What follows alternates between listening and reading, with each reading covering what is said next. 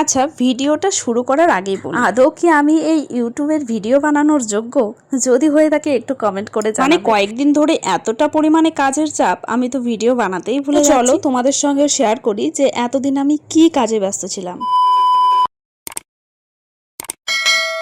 কিছুদিন ধরে এতটা পরিমাণে ব্যস্ত ছিলাম, আমি তো ভিডিও দেওয়ার কথাই ভুলে গেছি আর ভিডিও শ্যুট করার কথা আমার তো মাথা থেকেই বেরিয়ে গেছিল যে আমি একটা ইউটিউব চ্যানেল খুলেছি। সো হ্যালো এভরিওয়ান, সবাই কেমন আছো? আশা করছি ভালো আছো। অভিপ্রিয়ার লাইফস্টাইল আরও একটি নতুন ব্লগে সবাইকে জানাই স্বাগত। তো অনেকদিন ধরেই এই বাড়ির সংসারের কাজকর্ম কোনো কিছুতে শেয়ার করা হয় না। তো বাড়িতে আজকে কি কি করছি না করছি সেটাই তোমাদের সঙ্গে শেয়ার করব। আশা করছি তোমাদেরও ব্লগটা খুবই ভালো লাগবে। তো কয়েকদিন ধরে তো খুব একটা ভালোভাবে ভিডিও আপলোড করতে পারছিলাম না বা ভিডিও শ্যুট করতে পারছিলাম না, কারণ কয়েকদিন ধরে কাগজ নিয়ে একটু দৌড়োদৌড়ির চাপ পড়ে গেছে। মানে বর্তমানে যা পরিস্থিতি, তাতে জীবনের মূল্য থেকে কাগজের মূল্যটা সবচাইতে বেশি। তো সেটাই এই কদিন ধরে করা হলো, কিন্তু কোনো লাভই হলো না। খাটাখাটনিটাই আমার বেশি। তো যাই হোক, কয়েকদিন তো বাইরে দৌড়োদৌড়ি এদিক ওদিক করেই চলে গেল। তো আজকে একটু ঘরটাকে ঝেড়েছিলাম, তো সেগুলোই আজকে পরিষ্কার করছি, মানে ঘরটা পরিষ্কার করছি। আজকে কাঁচা ধোয়া প্রচুর করা হয়েছিল। তো ওইদিকে ঘরটাকে পরিষ্কার করার পর চলে এসেছি এই যে বিছানার চাদর জামা কাপড় তুলতে। আর বাইরে না আজ প্রচণ্ড রোদ, অনেক দিন পর আজকে এরকম রোদ হলো। কয়েকদিন ধরে তো হালকা পাতলা বৃষ্টি আছেই, কিন্তু আজকে মনে হচ্ছে আকাশটা একেবারে পরিষ্কার হয়ে গেছে আর প্রচণ্ড রোদ। মাঝে মধ্যে এরকম বৃষ্টির পর রোদ হলে বেশ ভালোই লাগে, কারণ জামা কাপড় শুকোতে আমাদের প্রচণ্ড অসুবিধা।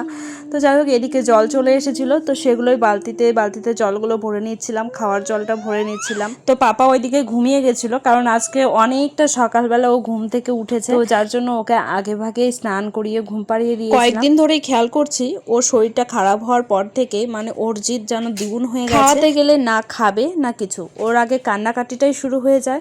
জানি না এরকমটা হঠাৎ করে কেন হয়েছে, নাকি কারো নজর লেগেছে। অনেকেই বলে বাচ্চা কাচ্চার নাকি নজর, আর এটা শুধু আজকে বলে না, মানে হয়তো বা 1 মাস ভালো থাকবে, 1 মাস পর হয়তো আবার ঠিক এরকমটাও দেখা দেবে।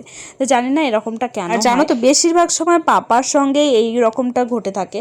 তো যাই হোক, কিছুদিন পর আবার ঠিক হয়ে যায়। মাঝে মধ্যে চিন্তায় পড়ে যাই, আবার আমরা কিছুদিন পর যাব বাপের বাড়িতে। তো সেখানে যাওয়ার আগে যদি এরকম অসুবিধা হয়ে যায়, তাহলে তো একটা চিন্তা থেকেই যায় মা হিসেবে। তো যাই হোক, দেখো এদিকে সমস্ত কাজ কমপ্লিট। এখন আমি একটু আম মাখা করবো। অনেক দিন পর আজকে একটু আম মাখা খাবো। আর কাঁচা আম তো খুব একটা এখন পাওয়াই যায় না, মানে সব আম এখন পাকতে বসেছে।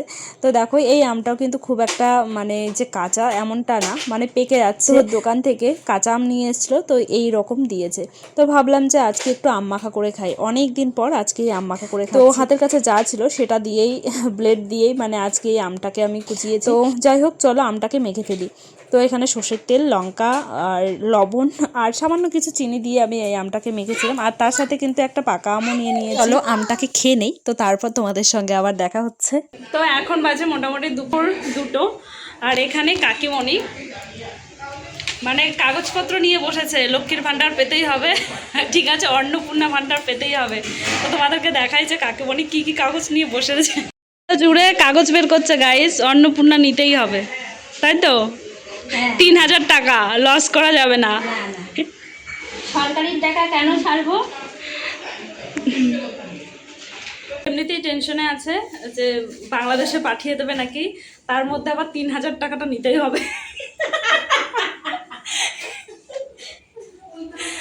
ওই জন্য পুরো কাগজ দলিল যা আছে ঘরে সব বের করছে যে 3000 টাকা লাগবেই, ঠিক আছে।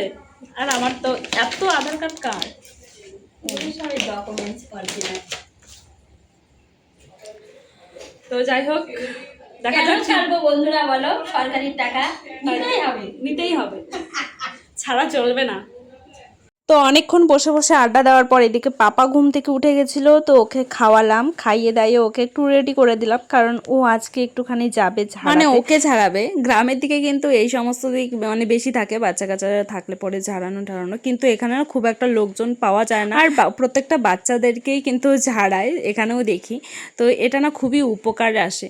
তো যাই হোক, যার জন্য রেডি হয়ে গেছে। আর বাবাকে বলছিলাম যে আমাকে নিয়ে যাবে না, তো সেটাই বলছিল। আর তোমাদেরকে ক্যামেরাটা দেখেছে, তো সবাইকে একটু টাটা বাই বাই করে দিল। তো চলো ওকে এখন মার কাছে দিয়ে আসি, আর মা বাবা আর তার সাথে যাবে। আর বিকেলবেলা ঘুরতে গেলেও বেশিরভাগ সময় মাই নিয়ে যায় ওকে, আর পাশের বাড়ির দিদি তো আছেই। তো যাই হোক, তারপর দেখো ওদেরকে রেডি করে দিয়ে আমি এখানে আম কাটতে বসে। প্রতি বছর আমের সিজন এলেই এই ডিউটিটা বেশিরভাগ সময় আমার ঘাড়েই পড়ে, যে আম কেটে সবাইকে। আমের সিজনে প্রত্যেক দিন রোজ এটা আমার থাকবে ডিউটি, মানে এখন থেকে শুরু হলো আমার ডিউটি যে বিকেলবেলা করে আম কাটবো আর সবাই। আর এই কাজগুলো করতে কিন্তু আমি খুব একটা বিরক্ত বোধ করি না, কারণ এই টেস্টি টেস্টি খাবার বা টেস্টি টেস্টি ফল এটা আমার সবচাইতে যেহেতু ফেভারিট। শুধু যে সবাইকে দেবো এমনটা না, আমিও খাবো। আমার কর্তামশাই আমাকে একটু কম কম করে খেতে বলেছে, কারণ আমি নাকি মোটু হয়ে যাচ্ছি। আর আমি তো কোনো খাবার দেখলে লোভ সামলাতে পারি না, বিশেষ করে এই আমের সিজনে আম দেখলে পরে। তো আম কিন্তু আমার সবচাইতে ফেভারিট ফলের মধ্যে বলতে গেলেই। আর এই আম ফলটা কার কার প্রিয় সবাই একটু কমেন্ট করে জানাবে। তো সবারই একটা করে ফল বা যে কোনো খাবার প্রিয় আছে, তো ফলের মধ্যে কোন ফলটা সবচাইতে প্রিয় সেটাও একটু সবাই জানাবে। যাই হোক, দেখো এইদিকে তো কেটে নেওয়া হয়ে গেছে, তো বাবাকে দেব, তারপর আমরাও নেব। তো চলো বাবাকে দিয়ে আসি, আর বাবা খেয়ে দিয়ে এখন কিন্তু বেরিয়ে পড়বে ওরা। তো দেখো খাওয়া দাওয়া কমপ্লিট, এখন ওরা বেরিয়ে পড়ছে, কারণ আগে তো তোমাদেরকে বললাম যে পাপাকে ঝাড়াতে যাবে। কয়েকদিন ধরে ও শুধু কান্নাকাটি করছে, ভাত একেবারে খেতে যাচ্ছে না। ওর বয়স 2.5 বছর হতে চললো, মানে এই রকম আমি কোনোদিনও দেখিনি। আর ও খেতে মানে খাওয়াতে খুব একটা জ্বালায় না, কিন্তু কয়েকদিন ধরে এরকমটা করছে। তো যাই হোক, ওরা চলে গেল, এখন আমি যাব ঘরে একটু ফ্রেশ হব। তো তার আগে কিছু কাজ রয়ে গেছে, তো সেগুলোই করব। আর দেখো আমাদের রান্নাঘর থেকে আমাদের ঘরটা কতটা দূরে, মানে পুরো 1 মাইল মনে হয় হাঁটতে লাগে। তো যাই হোক, চলে এলাম ঘরে, আর এসে এখন আমি একটু কাজ করব, সেলাইয়ের কাজ। তো কেমন লাগলো ব্লগটা অবশ্যই জানিও। তো দেখা হচ্ছে নেক্সট ভিডিওতে। টাটা।